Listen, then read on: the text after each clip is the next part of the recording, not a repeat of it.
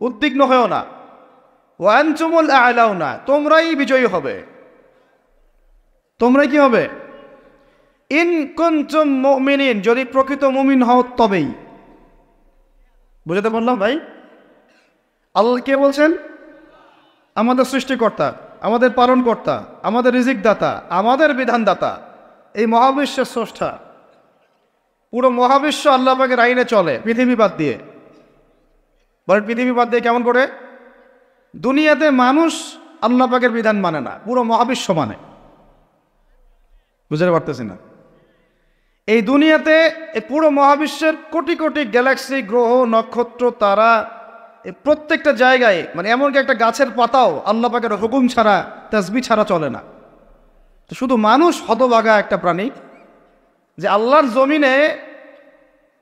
জমিনে থেকে, আল্লাহর খেয়ে, আল্লাহর পরে, আল্লাহর বাতাস থেকে শ্বাস নিয়ে, আল্লাহর দেওয়া পানি পান করে, আল্লাহ পাকের দেওয়া অর্থ, সম্পদ, রিজিক, স্ত্রী, সন্তান সব ভোগ করে আল্লাহরই জমিনে আল্লাহ বিরোধী আইন চালু করে দিয়েছে।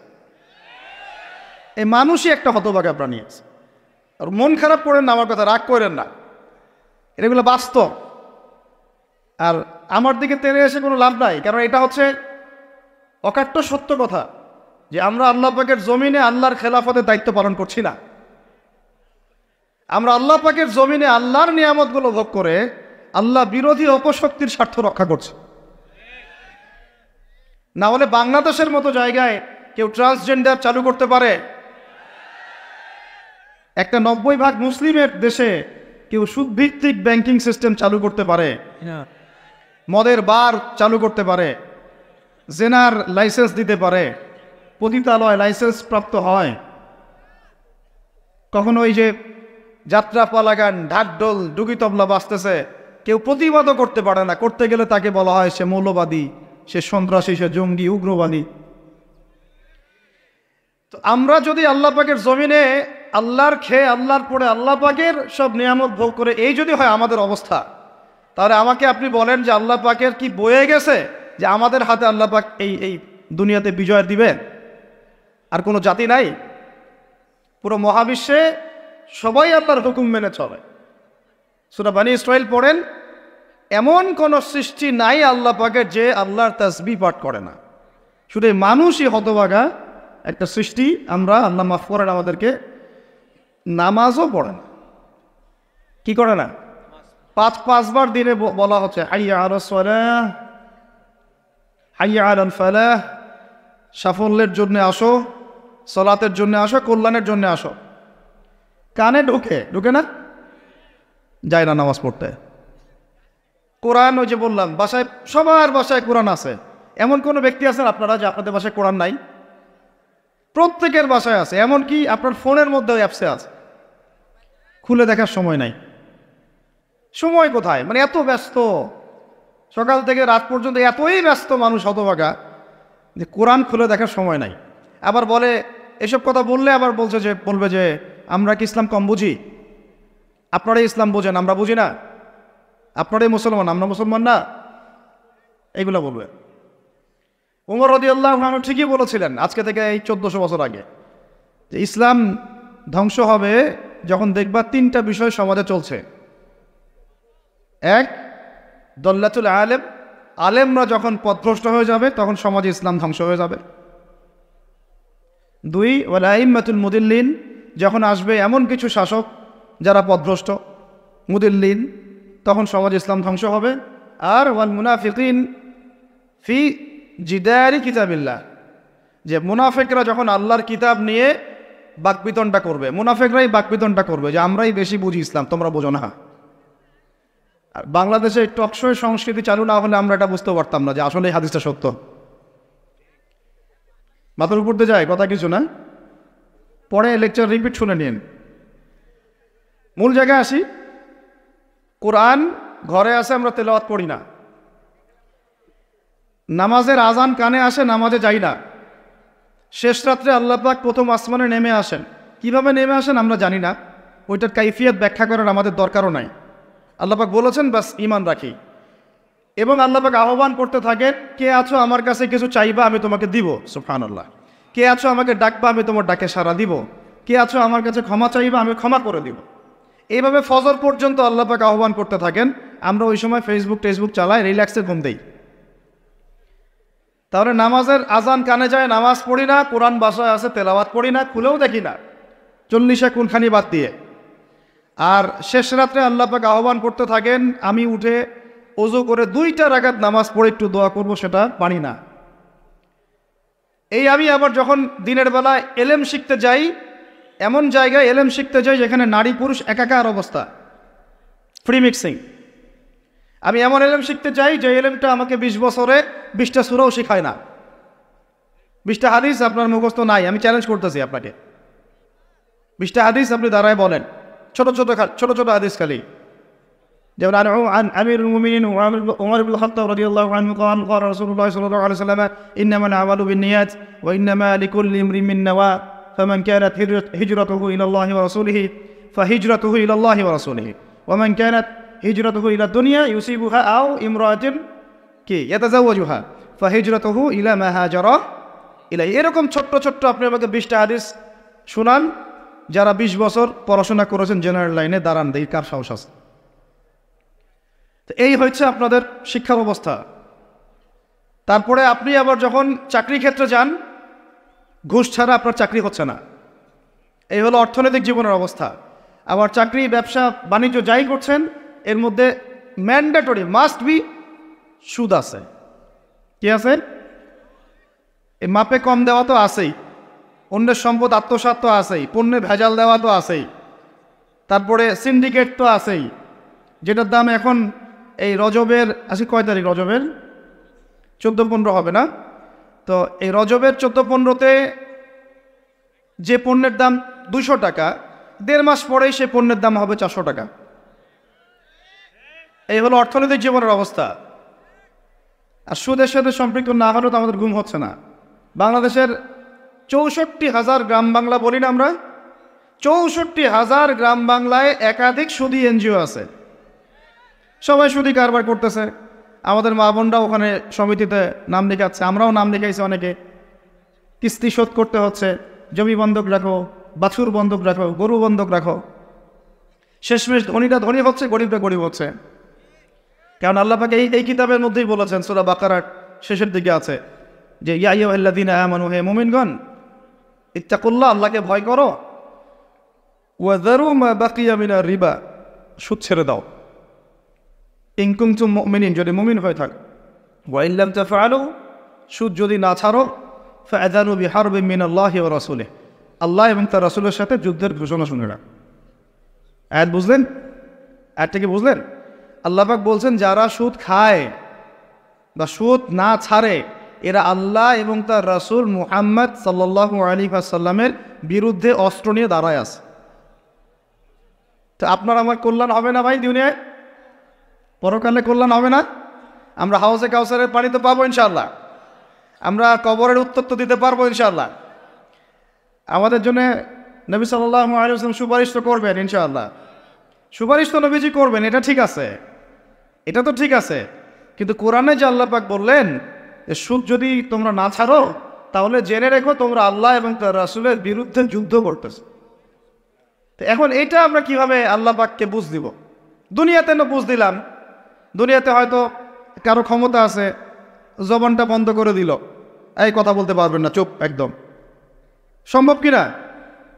দুনিয়াতে হয়তো সুদের মহাজন যারা একত্রিত হয়ে দেখা গেল যে একে তো সরাইতে হবে রাস্তা থেকে, এ তো মারাত্মক কথা বলতেছে, সরাই না হয় দিল, হতেও তো পারে, ইতিহাসে হয় নাই এমন। তারপরে কারো হয়তো দুনিয়াবি স্বার্থ আছে, বুঝাচ্ছে আমার বউ আছে, বাচ্চা আছে, চাকরি বাকরি কেমনে ছাড়ি ইত্যাদি।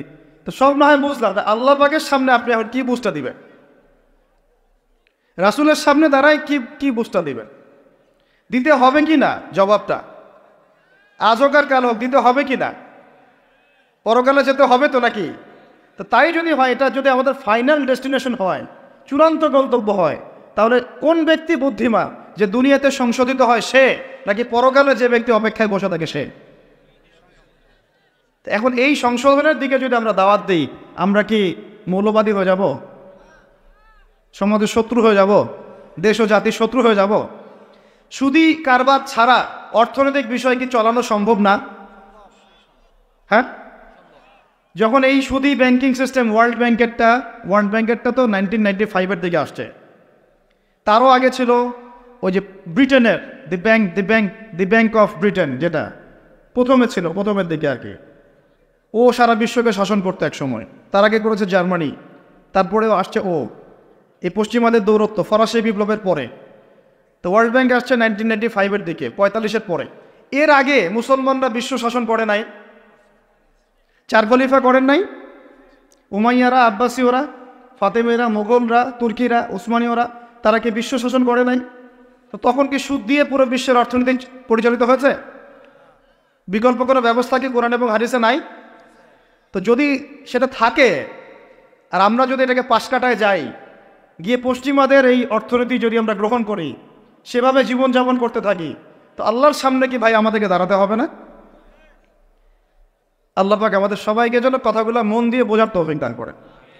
এখন যদি পুরো সিস্টেমটা আমরা চেঞ্জ করতে না পারি, ওই ক্ষমতা আমাদের নাই মনে করেন, কারণ ব্যক্তি জীবন থেকে সুদ দূর করা যাবে না। আমাকে কি রাষ্ট্র প্রশাসন একদম সুদ না খাইলে অ্যারেস্ট করে নিয়ে যাবে? আমি যদি বলি আমি সুদ খাবো না, সুদভিত্তিক ব্যাংকিং সিস্টেমে আমি ডিলিংস করবো না, অ্যাকাউন্ট থাকতে পারে আপনার, কিন্তু আপনি ডিলিংস করতেছেন না, ঠিক আছে? সুদের টাকা যদি আসেও ওটা আপনি ছেড়ে নিচ্ছেন না, এবং সুদী এনজিও কারবার এগুলোর সাথে আপনি যুক্ত হচ্ছেন না, তো আপনাকে কি অ্যারেস্ট করে নিয়ে যাওয়া হবে জেলখানায়? কেন খাচ্ছিস না বলেন, নিয়ে যাওয়া হবে? এখনও ওই রকম দুঃসাহস দেখানোর মতো লোক বাংলাদেশে আসে নাই যে আপনি সুদ না খাইলে আপনাকে জোর করে ধরে নিয়ে যাও। আছে এরকম কেউ? কখনো করবে না তারা এই কাজ, ইনশাআল্লাহ। আর যদি করে তাহলে তো আল্লাহর গজব নেমে আসবে। তো এখন তাহলে সুদ খাচ্ছে কে? আপনি আমি নিজেই। কে খাচ্ছে তাহলে? আমরা নিজেরাই খাচ্ছি। হয় আমি খাচ্ছি, না হলে আপনি খাচ্ছেন, না হলে আপনার স্ত্রী খাচ্ছে, না হলে আপনার বাবা খাচ্ছে। অতএব সুদের মধ্য দিয়ে আমরা আল্লাহ এবং তার রাসূলের সাথে সরাসরি যুদ্ধ করতেছি। বদরের যুদ্ধে কি আবু জাহেলরা পরাজিত হয় নাই? উহুদের যুদ্ধে, খন্দকের যুদ্ধে, মুতা, ইয়ারমুকে, এই শতাব্দীর পর শতাব্দী আল্লাহ এবং তার রাসূলের বিরুদ্ধে যারা দাঁড়াইছে, তারা কি কখনো টিকতে পারছে? আজকে পশ্চিমারা সারা বিশ্বকে এভাবে সুদখোর বানিয়ে দিয়েছে, আর প্রত্যেকটা মুসলিম কান্ট্রি এর খপ্পরে পড়ে গেছে, বের হতে পারতেছে না। বের হওয়ার জন্য শুধু একটা জিনিস দরকার, একটা জিনিস, সেটা হচ্ছে আল্লাহ এবং তার রাসূলের প্রতি পরিপূর্ণ বিশ্বাস, ঈমান। এইটা আমাদের অর্জন হয় নাই, এটাই সত্য কথা। অর্জন যদি হতো তাহলে আমরা বিকল্প চিন্তা করতে পারতাম। যদি আফগানিস্তান আগামী 10 বছর এভাবেই অর্থনীতি চালাতে পারে, এখন তাদের যে অবস্থা, আগামী 10 বছর যদি আর নতুন করে যুদ্ধ বিগ্রহ না হয়, এবং তারা যদি এভাবেই আরও 10 বছর তাদের ওই ডাবল কারেন্সির অর্থনীতি চালাতে পারে, সুদহীন, জাকাত ভিত্তিক, ইসলামিক, আমাদের বিশ্বাস আগামী 10 বছরে দেখবেন তারা মার্কিন ডলারের উপরে আধিপত্য বিস্তার করেছে, ইনশাআল্লাহ। ইনশাআল্লাহ। আমি ইকোনমিক্স নিয়ে পড়াশোনা করেছি ভাই, এমনি কথা বলতেছি না। অনলাইনে যারা আপনাদেরকে এইসব তালগোল মার্কা কথাবার্তা বুঝায়, যে কাগজের টাকা নিয়ে উল্টাপাল্টা কথা বলছে, ইলেকট্রনিক মানি নিয়ে উল্টাপাল্টা কথা বলতেছে, বিটকয়েন, ক্রিপ্টোকারেন্সি নিয়ে কথা বলতেছে উল্টাপাল্টা, ভাই এগুলো আমরা জেনে বুঝে কথা বলতেছি, জেনে বুঝে পড়াশোনা করে। এগুলোর উপর আমরা থিসিস করেছি ইউনিভার্সিটিতে, এগুলোর উপরেই। এমনি কথা বলতেছি না যে পেপার মানি আপনার পকেটে, আমার পকেটে যেটা আছে আপনার পকেটেও সেটাই আছে, এর ভিতরেও সুদ আছে। ইলেকট্রনিক মানি যেগুলো আমরা ইউজ করতেছি, এগুলোর ভিতরেও সুদ আছে, অল্প হোক আর বেশি হোক। এর সামনে আসবে বিটকয়েন, ওইটার মধ্যে সুদের ভিতর উপর সুদ, তার উপর আসতেছে একটা সিস্টেম যেটা অলরেডি কয়েকটা কান্ট্রিতে অ্যাপ্লাই হয়ে গেছে, চায়নায়, উত্তর কোরিয়া, দক্ষিণ কোরিয়া ইত্যাদি কান্ট্রিতে। এটা হলো ক্যাশলেস সোসাইটি, মানে কোনো ক্যাশই থাকবে না সোসাইটির মধ্যে, ডিজিট থাকবে, কেন ডিজিট, মানে আপনি বলতে পারবেন না যে আমার 1 লক্ষ টাকা আছে। যদি বলি 1 লক্ষ টাকা আছে, টাকাটা আমার হাতে দেন দেখি, আপনি হাতে দিতে পারবেন না, দেওয়ার মতো কিছু নাই। ওইটা আপনার ডিজিটে থাকবে, নাম্বারে, ফিগারে, 1 লাখ এটা ফিগার। ইতিহাসে এমন কোনো কারেন্সি আসে নাই যেটা ধরাও যায় না, ছোঁয়াও যায় না, পকেটেও রাখা যায় না। এটা আসতেছে সামনে। যারা বুঝে না এগুলা, আমরা আক্রমণাত্মক কথা বলতে চাচ্ছি না, আল্লাহ পাক তাদেরকে হেদায়েত দান করুন। যারা বুঝে না তারা মনে করতে পারে এগুলো হচ্ছে ভবিষ্যৎবাণী, আদতে এইগুলো বর্তমান বিশ্বে চলতেছে, আমাদের সে সম্পর্কে জ্ঞান নাই। আমরা অনেকেই ক্যাশলেস সোসাইটি প্রতিষ্ঠার চেষ্টা করতেছি, এটার মধ্যে যতটুকু কল্যাণ আছে না তার চেয়ে বেশি অকল্যাণ আছে। যখন আমরা একটা জিনিস চালু হয়ে যায় তখন সবাই কিন্তু প্রতিবাদ করি না, যখন চালু হয়ে যায় তারপরে ওরা যখন ইসলাম বিরোধী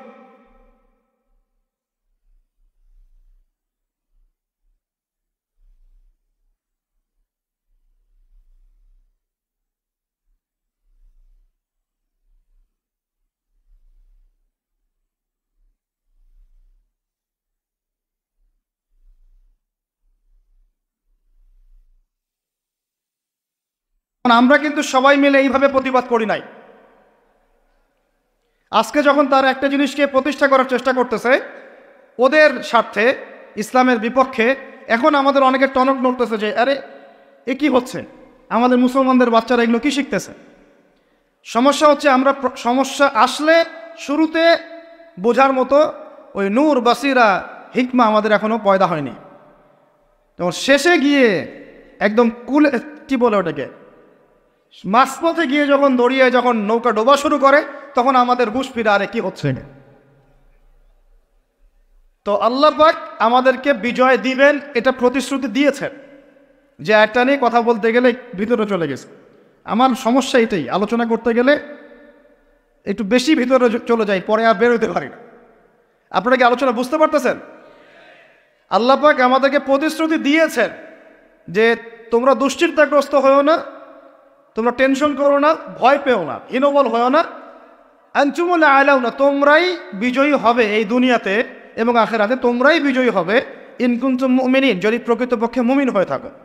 আমাকে বলেন, যারা আজান শুনেও নামাজে যায় না এরা কি মুমিন? বলেন।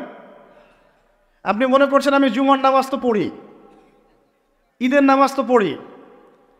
এমনও হতভাগা মানুষ আছে পৃথিবীতে যাদের নামাজ প্রথমবার তারা নামাজ পড়ে জানাজার নামাজ, আছে না ভাই? আল্লাহ পাক আমাদের সবাইকে 5 ওয়াক্ত নামাজি হওয়ার তৌফিক দান করেন, এবং কাজা নামাজ অনেকের আছে, আল্লাহ পাক সেগুলো আদায় করার তৌফিক দান করেন। আপনারা যখন হজ উমরা সফরে যাবেন বেশি বেশি সেখানে নামাজ পড়বেন, কারণ ওখানে 1 রাকাত নামাজ হারাম শরীফে পড়লে 1 লক্ষ রাকাতের নেকি হয়, আর মদিনা মুনাওয়ারায় পড়লে মানে হারামে পড়লে 1000 নেকি হয়। আর এই দুইটা আমরা খুব ভালো জানি, মিম্বরে আলোচনা হয় খুব, মাশাআল্লাহ, তাই না? তো নসিহত হচ্ছে ওখানে গিয়ে আমরা বেশি বেশি নামাজ পড়বো, নফল নামাজ, ঠিক আছে? কাজা নামাজগুলোও হিসেব করে আদায় করার চেষ্টা করবো ইনশাআল্লাহ। তবে হাদিসে আরেকটা জায়গা আছে, ওইটা আমরা ভুলে গেছি। আরও একটা মসজিদ আমাদের আছে ভাই, যেখানে 2 রাকাত নামাজ পড়লে জীবনের সব গুনাহ মাফ হয়ে যায়।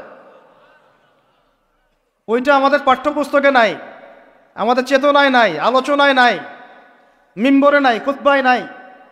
সেই মসজিদ কোথায়? ওই মসজিদ কি আমাদের না ইহুদিদের? কি মনে হয় আপনাদের? ওই আল-আকসা কি আমাদের না ওদের? ওইখানে 2 রাকাত নামাজ পড়লে, সফর করে 2 রাকাত নামাজ পড়লে জীবনের সব গুনাহ মাফ হয়ে যাবে। ওইখানে আমরা এখন ঢুকতে পারি না। কারো কোনো ফিকির আছে? ইয়াংদেরকে বলতেছি ভাই, লেকচারগুলো আমাদের বেশিরভাগই ইয়াংদের জন্যে, যে এই যে সেলফি, এই শোডাউন, একজন বক্তাকে আপনি দেখতে চান, ইসলামী সেলিব্রিটিজম, এগুলো যে চালু করেছি আমরা, এইগুলো দিয়ে দিন আল্লাহর জমিনে কায়েম হবে না। এগুলো ভালোবাসা মহব্বতের নিদর্শন না। সত্যি সত্যি যদি আমাদেরকে আপনারা মহব্বত করে থাকেন, এমনভাবে নিজেকে গড়েন যাতে বাইতুল মুকাদ্দাস জয় করতে পারে। ওই দিন বুঝবো যে আপনারা আমাদেরকে মহব্বত করেন, আমাদের কথা শুনেন, মানেন, বুঝেন। এমন একটা জামা আমাদেরকে করতে হবে যার একজন নেতা থাকবে, একটা নেতা, একদম সামি'না ওয়া আতা'না, শুনলাম মানলাম, এমন নেতা। এত ইখতিলাফ, এত বিভক্তি চলবে না। মানে বিভক্তি, ইখতিলাফ থাকতে পারে মাসলা মাসাইলের ব্যাপারে, ফিকহি ব্যাপারে, কিন্তু এই এত দলীয় বিভক্তি থাকা যাবে না। এক টেবিলে আলেমদেরকে বসতেই হবে। আলেমরা যদি এক টেবিলে না বসে ঐক্যের দৃষ্টান্ত স্থাপন না করতে পারে, জনগণ ঐক্যবদ্ধ হতে পারবে না। বাংলাদেশের সবচেয়ে বেশি দরকার এখন ওলামায়ে কেরামের ঐক্য। আমরা যারা ছোটরা আছি আমাদের মূল কাজ এখন এইটাই, আমরা এটাই ফিকির করি কিভাবে আলেমদেরকে একটা জায়গায় বসানো যায়। আলেমরা যদি ঐক্যবদ্ধ হতে পারেন জনগণ একদিকে ফোকাস করে চলতে পারবে ইনশাআল্লাহ। এবং তাদের মধ্যে যদি একজন আমির নিযুক্ত করা হয় এবং তার কথা যদি আমরা সুরাভিত্তিক মেনে চলি, ইনশাআল্লাহ বাংলাদেশ কেন পুরা বিশ্বে দিন কায়েম করা সম্ভব। আমরা এই দিক থেকে আমরা মোটামুটি 20-30 বছর পিছায় আছি এখনো, বুঝতে পারছেন না আমার কথা? এই দিক থেকে দেখেন, আল্লাহ নবী সাল্লাল্লাহু আলাইহি ওয়াসাল্লাম মক্কাতেও সাহাবীদের মধ্যে কখনো বিভক্তি হতে দেন নাই। একজন নেতা, তার আন্ডারে সব সাহাবীরা বায়াত করে আছেন হাতে হাত রেখে, ব্যাস যা বলবেন তাই, ডানে যাইতে বলে ডাইনে, বামে যাইতে বলে বামে। মার খাচ্ছেন, যদি নবীজি বলেন হিজরত করে চলে যাও, হিজরত করে চলে গেল আবিসিনিয়ায়, তাই না? আর যদি নবীজি বলেন সবর করো, সাবরান আলা ইয়াসির ফাইন্নামা ওয়াইদাকুমুল জান্নাহ, সবর করো তোমাদের জন্য জান্নাত, সবর করতেছেন, মার খাচ্ছেন, তাও কোনো কথা বলতেছেন। এইরকম সামি'না ওয়া আতা'নার জেনারেশন না থাকলে দিন কায়েম হয় না, যেটা আমাদের বিগত 50 বছর আমরা করতে পারি নাই। এটাই সত্য কথা। এটা করার জন্য সবার আগে আমাদের মনের হিংসা দূর করতে হবে। কি দূর করতে হবে? মনের হিংসা দূর করতে হবে, মনের অহংকার দূর করতে হবে, নিজেকে ছোট মনে করা শিখতে হবে। আমি ছোট মানুষ, বড়রা যে দায়িত্ব দিবেন সেটা পালন করব। আলেম ওলামার সহবতে থাকব, তাদের পরামর্শ চলব, আমাকে যেভাবে গাইড করেন সেভাবে চলব, যখন যে দায়িত্ব আসবে সেটা পালন করব। চিন্তা এরকম না থাকলে আপনি চলতে পারবেন না, বিদ্রোহী হয়ে যাবেন তখন। বেয়াদবি, এই যে প্রথমে একটা কথা বলছি, বেয়াদবি। আমরা অনেকেই বড় বড় বরেণ্য আলেমদের সাথে বেয়াদবি করছি, তাদের মান-ইজ্জত হানি করছি। অনলাইনে লাইভে চলে আসলাম, একটা কথা বলে দিলাম, একটা পোস্ট দিয়ে দিলাম, ভাবছি আমি ইসলামের বড় উপকার করে ফেললাম। আদতে আমি বিশৃঙ্খল একটা অবস্থা ছিল, আরও বিশৃঙ্খলতা বাড়ালাম। আমি কাছাকাছি তো আনতেই পারলাম না। কিছু মানুষের কাজ দেখলে মনে হচ্ছে যে তাদের একটাই কাজ। কি একটাই কাজ? অনলাইনে একটা একটা করে আলেম, একটা একটা করে বক্তা, একটা একটা করে দায়ীর নাম ধরে ধরে সমালোচনা করা। এটা করে আপনি দিনের কি উপকারটা করতেছেন? এই কাজগুলো করে আপনি দিনের কোন জায়গায় খেদমতটা করতেছেন বলেন? এতে করে মানুষের দিন সম্পর্কে, সেই আলেম সম্পর্কে, সেই বক্তা সম্পর্কে, সেই ওস্তাদ সম্পর্কে, সেই ইসলামী দল সম্পর্কে কি ভালো ধারণা সৃষ্টি হচ্ছে না খারাপ? আমরা যদি প্রশ্ন করি যে আপনি নিজের চেহারাটা একটু আয়নায় দেখেন না, আপনার ভিতরে কি কোনো দোষ নাই? আপনি কি এই উম্মার নেতৃত্ব দেওয়ার যোগ্যতা অর্জন করেছেন? কতগুলো কিতাব পড়েছেন? কি ডিগ্রি অর্জন করেছেন? কতটুকু সার্টিফিকেট অর্জন করেছেন? কতটুকু তাজকিয়া অর্জন করেছেন? কতটুকু আপনি নূর অর্জন করতে পারলেন? কতটুকু বাসিরা আছে আপনার? কয়টা মসজিদ করেছেন? কয়টা মাদ্রাসা করেছেন? কয়টা ইসলামিক সংগঠন করলেন? কয়টা কিতাব লিখলেন? কয়টা লেকচার দিলেন? আপনি নিজে কি করলেন দিনের জন্য? এই চিন্তাটা করা দরকার নাই যে আমি নিজে কি করলাম দিনের জন্য, ও কি করলো, ওর কি খেদমত, ওর কি দোষ, ওর কি ত্রুটি, এইগুলোর চর্চা আমরা ব্যস্ত হয়ে আছি। আর এই একটা কারণে আমাদের ওলামায়ে কেরামদের মধ্যে ঐক্য হচ্ছে না, দুর্ভাগ্যজনকভাবে। কারণ আমরা একটা শ্রেণী আলেমদের ইজ্জত ধোয়ার পিছনে লেগে গেছি। আর একজন আলেম না এটা ভুল করছে ভাই, আলেম মানুষ তো, কেন বেয়াদবি করতে হবে আপনাকে? কেন আপনাকে একটা সেশন করতে হবে? কেন একটা এটা করতে হবে, সেটা করতে হবে? চুপ করে থাকেন আপনি।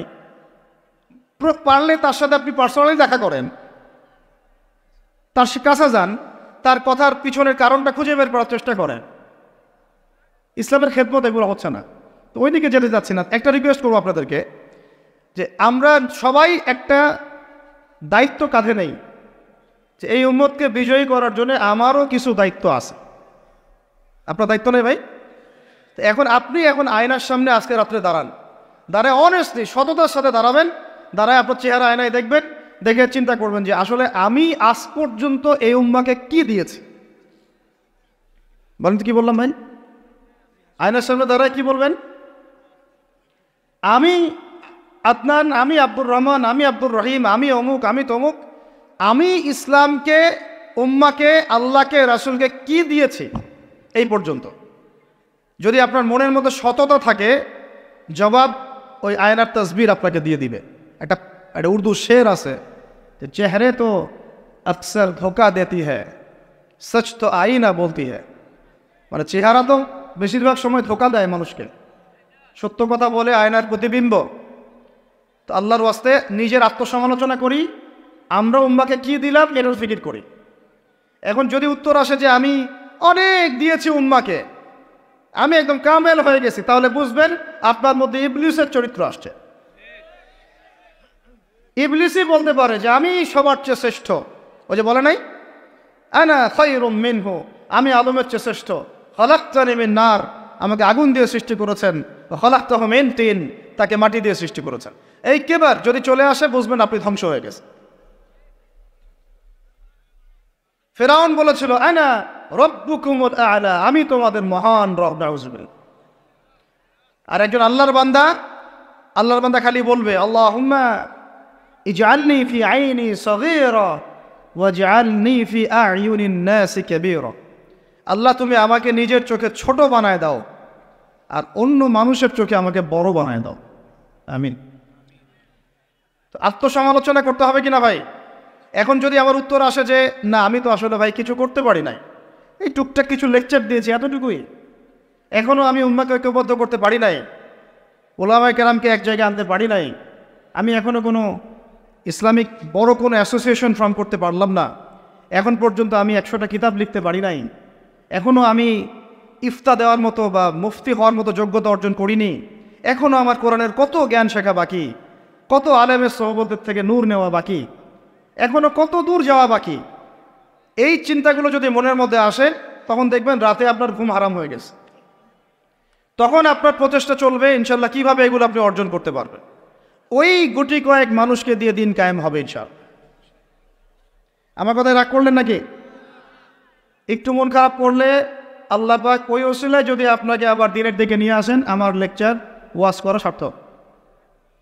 একটু আঘাত পাইলে আমি খুশি হব। সরকার, প্রশাসন, আম জনগণ, আমাদের মা বোন, আপনারা, আমাদের পরের প্রজন্ম, কেউই আমাদের শত্রু না। আমাদের শত্রু বরং আমার বা আমাদের চেয়ে ভালো কোনো বন্ধুই নেই আপনাদের। আমার বা আমাদের চেয়ে ভালো কোনো বন্ধু নাই আপনাদের। যারা আছে এদের ব্যাপারে একটা স্টেটমেন্ট বলে দিই আমি, যে তুঝ জैसा दोस्त हो তো দুশ্মন কি কোই জরুরত নেই। ওইরকম বন্ধু যদি থাকে তাহলে দুশ্মনের কোনো দরকার হবে না। এই বিশ্বে যারা পশ্চিমাদেরকে বন্ধু বানাইছে ওদের কোনো দুশ্মনের দরকার নাই। একদম খোলামেলা বলে, ইসরায়েলের সাথে যারা আতাত করেছে ওদের দুশ্মনের দরকার নাই। পশ্চিমা আমেরিকাদের সাথে যারা বন্ধুত্ব করে চলছে এদের দুশ্মনের কোনো দরকার নাই।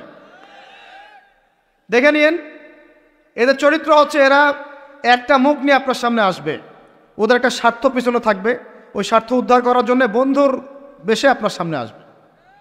এরপর স্বার্থ উদ্ধার করা শেষ, আপনার গর্দান নামাই দিবে। তারপরে বিশ্বাস করতেছেন না?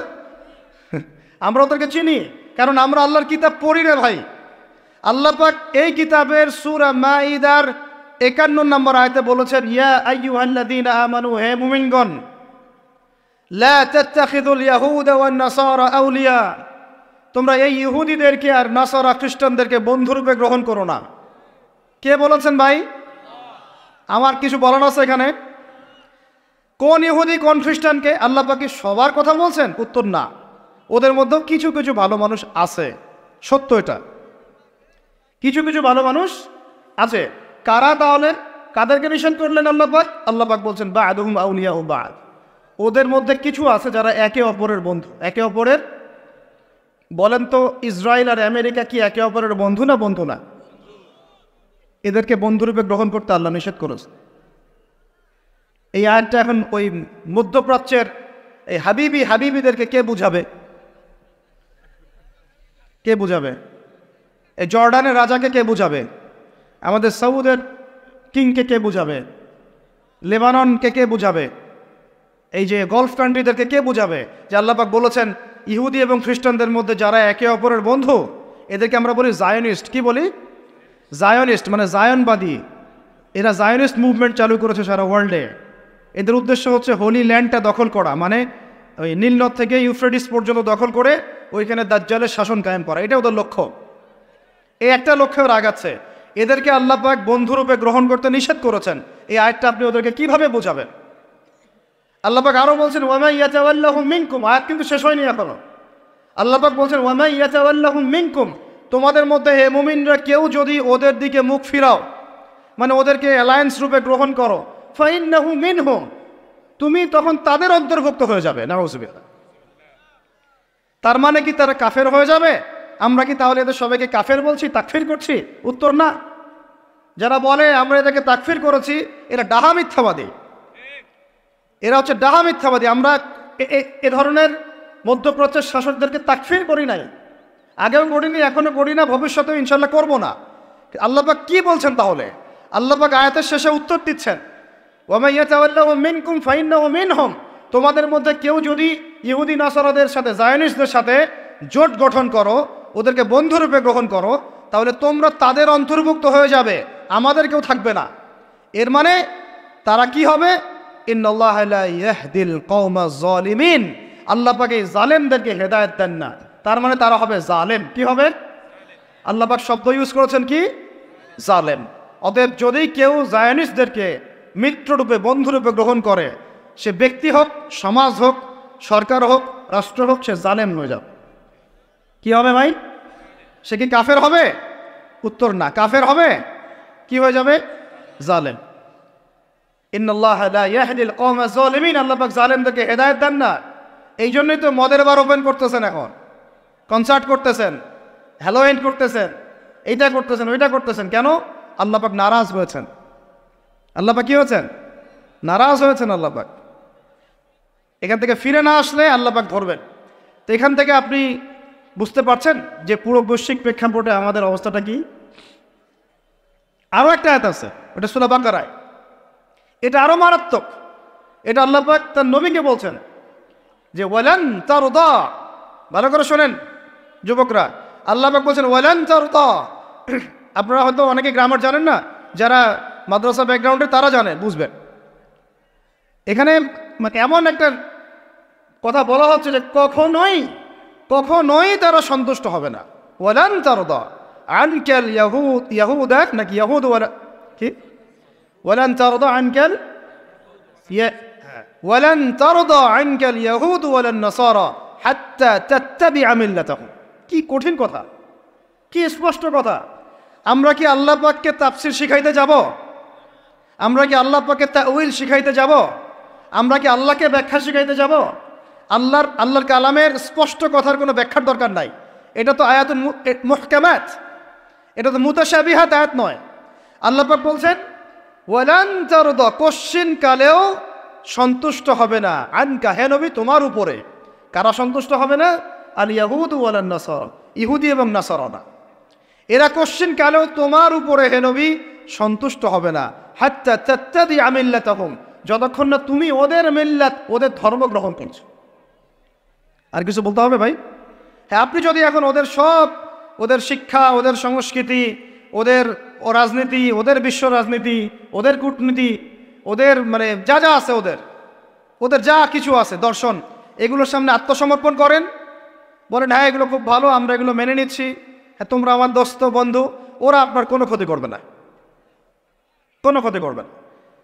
কিন্তু যদি আপনি এগুলোর বিরুদ্ধে দাঁড়ান, না তোমাদের এইসব গডলেস উল্টাপাল্টা আল্লাহ বিরোধী শিক্ষা এগুলো চলবে না, তোমাদের সুদভিত্তিক অর্থনীতি চলবে না, তোমাদের এই আল্লাহ বিরোধী এই যে জিও পলিটিক্স চলবে না, তোমাদের এই মুসলিমদের উপর অত্যাচার নিধন এগুলো চলবে না, তোমাদের এইসব জুলুম নির্যাতন চলবে না, এইগুলো কথা যদি আপনি বলে ওদের বিরুদ্ধে দাঁড়ান, কথা দিয়ে দাঁড়ান, কলম দিয়ে দাঁড়ান, অ্যাসোসিয়েশন দিয়ে দাঁড়ান, বা একটা জাতিগতভাবে প্রতিবাদ করেন, বা আপনি ওদের জুলুমের বিরুদ্ধে দাঁড়িয়ে যান, বলেন যে না আমরা ফিলিস্তিনিদের পাশে আছি, প্রয়োজনে আমরা ওদের পক্ষে যুদ্ধ করব, এই ধরনের কোনো কথা যদি আপনার মুখ দিয়ে বেরিয়ে যায়, মুখ ফসকেও যদি বেরিয়ে যায়, দেখবেন ওরা পুরো শক্তি নিয়ে আপনার বিরুদ্ধে ঝাঁপায় পড়ছে।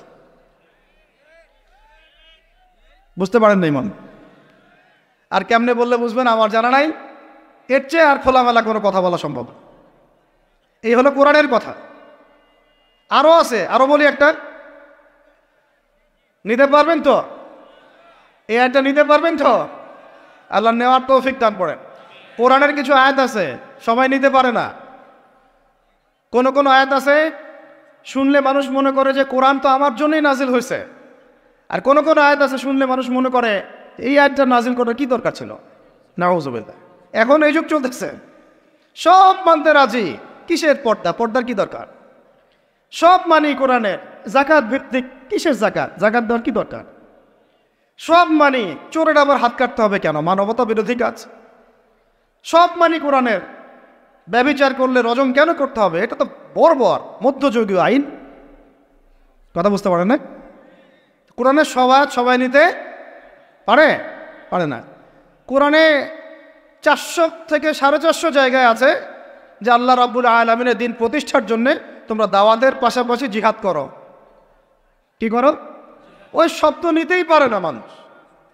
শুনলেই যারা ইসলামের বিরুদ্ধে আছে, সরাসরি বিরুদ্ধে আছে, ওরা তো এমনি নিতে পারেই না, এটা আলাদা বিষয়।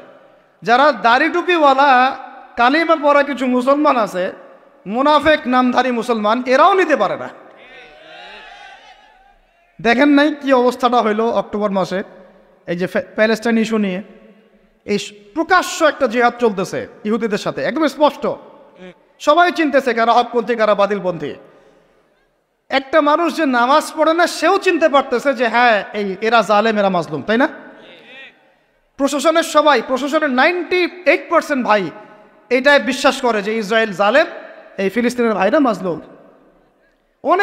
অনেক ভাইয়ের সাথে আমাদের দেখা হয়, কথা হয়, চা খাই। আল্লাহ পাক তো একটা জায়গা দিয়েছেন আলহামদুলিল্লাহ মহব্বতের। তারা বলে যে হুজুর, যদি সত্যি আমাদের সুযোগ থাকতো বা আমাদেরকে যদি আল্লাহ পাক সুযোগ দিতেন বা ওইরকম কোনো নেতা আমাদের থাকতো, আমরা সবার আগে গিয়ে ওখানে যুদ্ধ করতাম। তা আমাদের দেশের প্রশাসনের লোকজন বলেছে। কথা বুঝতে পারতেছেন? কিন্তু মুসলমান নামধারী, আলেম নামধারী, কিছু দাড়ি টুপিওয়ালা বুঝতে পারলো না যে ওই ভাইরা মাজলুম আর এরা জালেম। এরকম চলমান তাজা একটা জাজল্যমান ইস্যুতেও ঘুরিয়ে ফিরিয়ে ইনিয়ে বিনিয়ে ইসরায়েলের পক্ষ নেওয়া শুরু করলো। এটা নিয়ে বলতে বলতে আমি ক্লান্ত হয়ে গেছি, আর আমি এগুলো বলতেও চাই না, আমার লজ্জা লাগে। এদের বিরুদ্ধে দু একটা কথা বলতে আমার এনার্জি লস হয় এবং লজ্জাও লাগে। নির্লজ্জ শ্রেণী, নির্লজ্জ। দেখেন সিরাজউদ্দৌলার নাম শুনেছেন? বেচারা পরাজিত হয়েছিল। বেচারা কি হয়েছে? কিন্তু লড়াই করে পরাজিত হয়েছে। মীর জাফরের নাম শুনেছেন? ও বেটা ব্রিটেনের হাত ধরে জয়লাভ করেছে, জয়লাভ করে মসনদেও বসেছে, কিন্তু কিয়ামত পর্যন্ত মানুষ গাদ্দারদেরকে মীর জাফর নামে ডাকে। কথা বুঝতে পারেন নাই? তো সবসময় দুনিয়ার সাফল্য, দুনিয়ার বিজয়, দুনিয়ার আধিপত্য সবকিছু না। জনগণ সব বুঝে এখন। বাংলাদেশের ইয়াং জেনারেশন স্পেশালি, তারা অনেক পড়াশোনা করে, এখন বুঝে, আলেমদের সাথে থাকে। হক বাতিল এভাবে আপনি আলাদা করতে পারবেন না। হককে বাতিল, বাতিলকে হক বানাইতে পারবেন না। ইনশাল্লাহ হক হকের জায়গায় স্পষ্ট থাকবে, বাতিল বাতিলের জায়গায় স্পষ্ট থাকবে। এই সময়গুলোতে মানুষ বলেছে যে ভাইরা শিশু হত্যার প্রতিবাদ করতেছে, বোনদের ইজ্জত নিধনের প্রতিবাদ করতেছে, বোম্বিংয়ের প্রতিবাদ করতেছে, এদের আকীদা ঠিক নাই, এদের মানহাজ ঠিক নাই, এরা সঠিক মুসলমান না। এরকম অবস্থায় মানুষ বলেছে আইয়ুবী রাহিমাহুল্লাহ যখন আক্রমণ করে বাইতুল মুকাদ্দাস জয় করেছিলেন, উনারও আকীদা মানহাজ ঠিক ছিল না। এরকম অবস্থায়ও মানুষ বলেছে বাংলাদেশের মাটিতে বসে দাড়ি টুপিওয়ালা পাগড়ি জুব্বা নিয়ে বলেছে যে হামাস এটা বিচ্ছিন্ন জনগোষ্ঠী এবং ওই নাকি অপরাধী, সক্ষমতা নাই, কেন সে যুদ্ধ করতে গেল। বলেছে যে হামাসকে সৃষ্টি করেছে নাকি ইসরায়েল। তো এই হলো অবস্থা। না এদের আকীদার কোনো সঠিক জ্ঞান আছে, না সত্যিকারের মানহাজের সঠিক জ্ঞান আছে, আর না ইতিহাসের কোনো সঠিক জ্ঞান আছে। হামাস সৃষ্টি হয়েছে 1994 সালের দিকে। কত সাল বলেন? 1989 থেকে 92 সালের মধ্যে একটা চুক্তি হয়েছিল। আমি তো বলি আমার সামনে বসান, আর বসতে চাইলে অনলাইনে বাহাসের কথা বলে, তো অনলাইনে না, যদি পান আপনারা ধরে নিয়ে আমাদের মাদ্রাসায় নিয়ে আসবে। ধরে কি করবে? আমাদের মাদ্রাসার সামনে বসায় দিন। অনলাইনে কোনো বাহাস হয় না, অফলাইনে হবে সামনাসামনি। কিতাব যত কিতাব আছে নিয়ে আসুক, সমস্যা নাই, কিন্তু অনলাইনে না, হবে কোথায়? অফলাইনের সামনাসামনি টেবিল থাকবে, 2 থেকে 2 জন বসবে। প্রয়োজনে প্রশাসন থাকবে, প্রয়োজনে আমাদের আরও বড় বড় ওলামা কেরামরা থাকবেন, তারা এখানে এটাকে জাজ করবেন। এই যে কথাটা বললো, হামাসকে সৃষ্টি করেছে কি? ইসরায়েল। আমি শুধু অর্থনীতি নিয়ে পড়ি নাই, আমরা 6টা সাবজেক্ট নিয়ে পড়ছিলাম ইউনিভার্সিটিতে। আমাদের ফ্যাকাল্টির মধ্যে 6টা সাবজেক্ট মেইন ছিল, মেজর। একটা হলো ফিলোসফি, একটা হলো ইংরেজি, একটা অর্থনীতি, একটা এই গ্লোবাল অ্যাফেয়ার্স মানে জিও পলিটিক্স, যেটাকে আমরা জিও পলিটিক্স বলি, আর একটা হচ্ছে হিস্ট্রি, আর একটা হচ্ছে পশ্চিমা দর্শন। যে পশ্চিমা দর্শনের এতগুলো কথা আমরা বলি, এমনি এমনি বলি না, আমরা জানি ওদের দর্শনের মধ্যে কোথায় কুফর আছে, কোথায় শিরক আছে। এখন ইতিহাস আপনাকে ছোট্ট করে বলতেছি, 1989 সালে একটা চুক্তি হয়েছে ফিলিস্তিনের সাথে। এই চুক্তিটার নাম 89 থেকে 92 মধ্যে, এই চুক্তিটার নাম হচ্ছে অসলো শান্তি চুক্তি। বলেন কি বললাম? এই চুক্তিটা সাধারণ ফিলিস্তিনি যারা তাদের ভূমি ফেরত চায়, যারা ইসরায়েলের পতন চায়, যারা এই জুলুমের বিরুদ্ধে দাঁড়িয়ে আছে, ওরা মেনে নেয় নাই। তো যারা মেনে নেয় নাই, পরবর্তীতে তারা এই হামাস নামক সংগঠনটা তৈরি করেছে। এটা সশস্ত্র অবস্থান, ওদের 2টা অংশ আছে, একটা আল কাসাম ব্রিগেড, আর একটা হচ্ছে দাওয়ার জন্য। কিছু মানুষ দাওয়াতের মেহনতে থাকে, কিছু মানুষ সশস্ত্র যুদ্ধ করে। এটা উড়ে এসে জুড়ে বসে নাই, এরা বিগত প্রায় 75 বছর থেকে ধাক্কা সহ্য করতে করতে করতে করতে আজকে বাধ্য এই জায়গায় আসছে। একটা কিতাব বাজারে আসবে ইনশাল্লাহ, আপনারা দোয়া করেন যেন কিতাবটাকে মানে সবচেয়ে সেরাভাবে যেন আল্লাহ পাক আনার তৌফিক দান করেন। এর নাম হচ্ছে হুরমাতুল আকসা। কি নাম? আল্লাহ পাক যেন তৌফিক দান করেন, আমিন। একদম বিগত 5000 বছরের ইতিহাস আপনাকে দিয়ে দিব ইনশাল্লাহ। কত বছর? 5000 বছর পুরাতন ঘটনা আল আকসা। কত বছর ভাই? 5000 বছর। ওইটা ইব্রাহিম আলাইহিস সালামের হিজরতের জায়গা। ওখান থেকে ইয়াকুব আলাইহিস সালামের ছেলেরা মিশরে আসছে, ওইখান থেকে মুসা আলাইহিস সালামের যুগে তারা আবার গিয়েছে আল আকসা দখল করতে। ওইখানে আমালেকা সম্প্রদায়ের সাথে জিহাদ হয়েছে। তালুতের বাহিনীর মধ্যে দাউদ ছিলেন, তিনি জালুতকে পরাজিত করে ওইখানে ইসলামী খেলাফত কায়েম করেছিলেন 40 বছর। তারপরে আসছে সুলাইমান আলাইহিস সালামের 40 বছর। তারপরে ওদেরকে নেবুজাদনেজার বের করে দিয়েছে। তারপরে ঈসা আলাইহিস সালাম আসছেন, ঈসা আলাইহিস সালামকে তারা মানে নাই, আল্লাহ পাক আবার নির্যাতন মানে শাস্তি দিয়েছেন টাইটাসের হাতে, রোমান সেনাপতি টাইটাসের হাতে। তারপরে এরা মদিনায় গিয়ে আক্রাগারে বনু কুরাইজা, বনু কাইনুকা, বনু নাজিরে, খায়বারে এদেরকে আল্লাহ নবী যুদ্ধ করে বের করে দেন। পরে এই 1250 বছর ইসলামী খেলাফতে ওরা জীবনেও বাইতুল মুকাদ্দাসে ঢুকতে পারে নাই। এই 1914 সালে এসে ঢুকছে। কত সালে? 5000 বছরের ইতিহাস তো ভাই আমি 5 মিনিটে বলতে পারবো না, সংক্ষিপ্ত করে বুঝালাম যে 1250 বছর তারা বাইতুল মুকাদ্দাসের আশপাশেও ঘেঁষতে পারে নাই। এই ব্রিটিশদের সহযোগিতা নিয়ে ঢুকেছে 1914 থেকে 18-র মধ্যে, প্রথম বিশ্বযুদ্ধ চলাকালীন, যখন ওসমানীয়রা ব্রিটিশদের বিরুদ্ধে ছিল। ওসমানীয়দেরকে পরাজিত করে ওরা এই জায়গাটা দখল করেছে। করার পরে ওই জায়গায় কিন্তু দেখেন জায়গা দখল করে ব্রিটেন ওখানে থাকে নাই, ওই ইহুদিদেরকে জায়গা দিয়ে দিয়েছে। রহস্যজনক না? এত যুদ্ধ করে সে জায়গাটা লিবারেট করলো, করে নিজে থাকে নাই, ইহুদিদেরকে থাকতে দিল। এই যে বলেছি বা'দুহুম আউলিয়াউ বা'দ, এরা একে অপরের বন্ধু, এরা একে অপরের কি বন্ধু। যে বন্ধুত্ব দেখলেন, প্রথম বন্ধুত্ব, জায়গা দিয়ে দিল। তারপরে 1914 থেকে 45 সাল পর্যন্ত ব্রিটিশরা এদেরকে পেলে পুষে বড় করলো, অর্থ দিয়ে, সামরিক যান দিয়ে, মিলিটারি সহযোগিতা দিয়ে, ব্যাংকিং সিস্টেম দিয়ে, যা পারছে সব দিয়ে দিয়েছে, যা পারছে সব দিয়েছে। দেওয়ার পরে ওকে বড় করেছে। তারপরে দ্বিতীয় বিশ্বযুদ্ধ হলো, ওই সময় রুলিং স্টেট চেঞ্জ হয়ে গেল, ব্রিটেনের জায়গায় চলে আসলো আমেরিকা। এবার আমেরিকা এসে ব্রিটেন তাদেরকে যে সহযোগিতাটা করত তার চেয়ে 1000 গুণ বেশি সহযোগিতা করা শুরু করল। করতে করতে ওকে সাধারণ সামরিক অবস্থা থেকে নিউক্লিয়ার মিসাইল সম্পন্ন কান্ট্রিতে পরিণত করলো। এখন ওর কাছে নিউক্লিয়ার অস্ত্র আছে, ও সারা বিশ্বে ভেটো দেয়। ইরানের কাছে কয়টা অস্ত্র আছে, তাই না? ইরান পারমাণবিক কর্মকাণ্ড চালাচ্ছে নাকি, ওই দেশ করছে নাকি, সেই দেশ করছে নাকি, ও কিন্তু জীবনে বলে না যে তার কাছে কয়টা পারমাণবিক অস্ত্র আছে। বলে? কখনো বলছে? আর এই কোরআন আল্লাহর কিতাবই আমাদেরকে বলেছেন, আল্লাহর কিতাবে আল্লাহ পাকই আমাদেরকে বলেছেন যে ওয়াইদু লাকুম মাস্তাতা'তুম মিন কুওয়া, তোমরা শক্তি অর্জন করো। কি অর্জন করো? তোমরা মুসলমানদেরকে আল্লাহ বলেছেন তোমরা শক্তি অর্জন করো। শক্তি অর্জন করলে কি হবে? তুরহিবুনা বিহি আদুওয়াল্লাহি, তোমরা আল্লাহর দুশমন এবং তোমাদের দুশমনদেরকে ভয় দেখাতে পারবা। এই যুগে পারমাণবিক অস্ত্র ছাড়া কোনো রাষ্ট্রকে কেউ ভয় করে না। ভয় করে? ওই আয়াতের উপরে আমল মুসলমানরা আমরা করতে পারি নাই, আমল করেছে ইসরায়েল। বুঝাতে পারলাম না? বুঝাতে পারি নাই মনে হয়। এই আয়াতের উপরে আমরা আমল করতে পারিনি এখনো। আমল করেছে কারা? ও শত শত পারমাণবিক অস্ত্র তৈরি করে রেখে দিয়েছে, বাংকার তৈরি করা আছে, বাংকার, যে অচিরেই যদি সারা বিশ্ব জুড়ে একটা তৃতীয় বিশ্বযুদ্ধ লেগে যায় এবং পারমাণবিক অস্ত্র প্রয়োগ করা শুরু হয়, ও যেন বাংকারের নিচে, মাটির নিচে 100 ফিট, 200 ফিট, 300 ফিট, 500 ফিট নিচে গিয়ে লুকাতে পারে। আর আমরা এখন কিসে পড়ে আছি জানেন? আলুর মধ্যে আল্লাহ নাম পাওয়া গেছে, গরুর কলিজায় কালিমা পাওয়া গেছে, আমরা এখানে পড়ে আছি। ভাই মন খারাপ করতেছেন নাকি?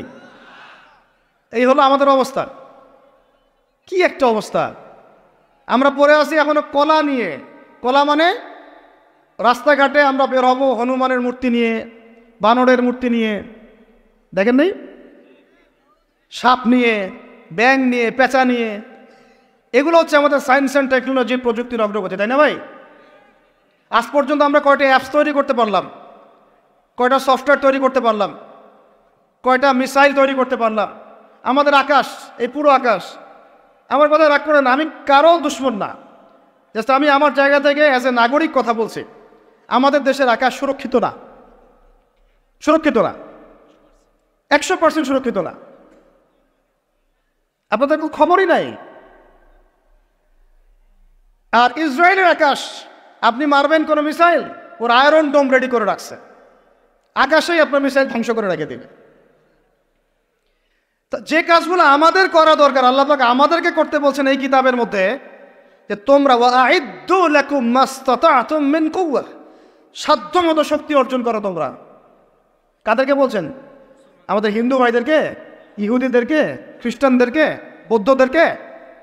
কিন্তু পুরো বিশ্বের হিন্দু ভাইরা, বৌদ্ধরা, ভাই বলছি আমি, আদম সন্তান তো তারা নাকি, ওই সেন্সে বলছি আর কি। হিন্দু সম্প্রদায়, বৌদ্ধ সম্প্রদায়, চাইনিজদের বৌদ্ধ সম্প্রদায়, রাশিয়ান, আমেরিকান, ন্যাটোদের আমেরিকান, খ্রিস্টান সম্প্রদায়, ইহুদি সম্প্রদায়, ওরা সবাই এই আয়াতের উপর আমল করে দেখিয়ে দিয়েছে। আর আমরা বললাম পড়ে আছে কিসে ভাই? ওই যে আমিনটা জোরে হবে, নাচতে হবে, হাতটা আমি এখানে বাঁধবো না, এখানে বাঁধবো না, এইখানে বাঁধবো না, এইখানে বাঁধবো। আর কিছু মানুষের ওয়াজের টপিক এইগুলা, ওয়াজের টপিক এইগুলা, মানে ইখতলাফি মাসআলাগুলোকে নিয়ে বাহাস করতে চায়। আরে ভাই, যেগুলাতে ইখতলাফ আছে মাসআলায়, সেগুলো নিয়ে তো বাহাস হয় না। এটা তো ইখতলাফি মাসআলা, ফিকহি ইখতলাফি মাসআলা, এটারও দলিল আছে, দেখা যাবে এটারও দলিল আছে। কোনোটার খুব বেশি শক্ত, কোনোটার একটু কম, কোনোটা একটু জয়ীফ, কোনোটা একটু জাল, বা কোনোটা হাসান, বা কোনোটা মোতাবাতির পর্যায়ে, এরকমই হবে হয়তো। তা আমরা পড়ে আছি এইখানে। কিছু মানুষকে আমার এটা বুঝতে 10 বছর লাগছে। কিছু মানুষকে সমাজে লেলিয়ে দেওয়া হয়েছে, লাগিয়ে দেওয়া হয়েছে বাংলাদেশের মুসলমানকে এগুলোতে ব্যস্ত রাখার জন্য। তোমাদের চোখ খুলো, তোমরা তোমাদের আকলের দরজা খুলো, যুবক ভাইরা তোমরা চোখ খুলো, কলমের দরজা খুলো, বড়রা আপনারা চোখ খুলেন। এদেরকে লাগিয়ে দেওয়া হয়েছে মুসলমানদের মধ্যে এই সিলি বিষয়গুলোকে নিয়ে দ্বন্দ্ব সৃষ্টি করার জন্য। এগুলো নিয়ে মসজিদ ভাগ করে ফেলতেছে, মাদ্রাসা ভাগ করে ফেলতেছে।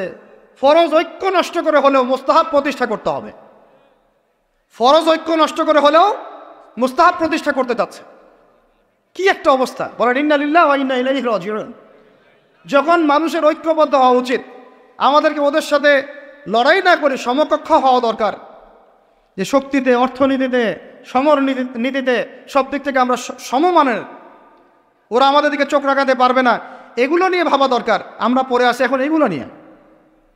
এদিকে অর্থনীতিতে সুদ খাচ্ছে দিব্যি, আল্লাহর আইন একটাও বাস্তবায়ন করতে পারতেছি না আমরা। ঐক্য বিনষ্ট হয়ে যাচ্ছে, ওলামায়ে কেরামের সংখ্যা কম, এই চেয়ারে বসার মানুষদের সংখ্যা কম, আমাদেরকে এখন বসতে হয়, আমরা আল্লাহর কাছে কান্নাকাটি করি যে এটা কি হচ্ছে, আমি কি নিয়ামত পাচ্ছি না ফিতনায় পড়ে আছি, আমি কি আল্লাহ নিয়ামত প্রাপ্ত বান্দা না ফিতনায় নিপতিত হলাম। স্টেজ ভর্তি ওলামায়ে কেরাম বসে থাকেন, বড় বড় মুহাক্কিক আলেমরা, আমাকে কথা বলতে হচ্ছে, আমি নাদান নগণ্য বান্দা, তাহলে আমি কি ফিতনায় পড়ে আছি না আল্লাহ পাক আমাকে নিয়ামত দিয়েছেন, এটাই ভাবতে কুলকিনাটা পাচ্ছি না আমরা। এই চেয়ারগুলোতে আপনাদেরকে বসতে হবে না? শুধু কি আলেম ওলামারাই দায়িত্ব পালন করবেন? আপনাদেরকে পড়াশোনা করতে হবে না? আলেম তৈরি করতে হবে না?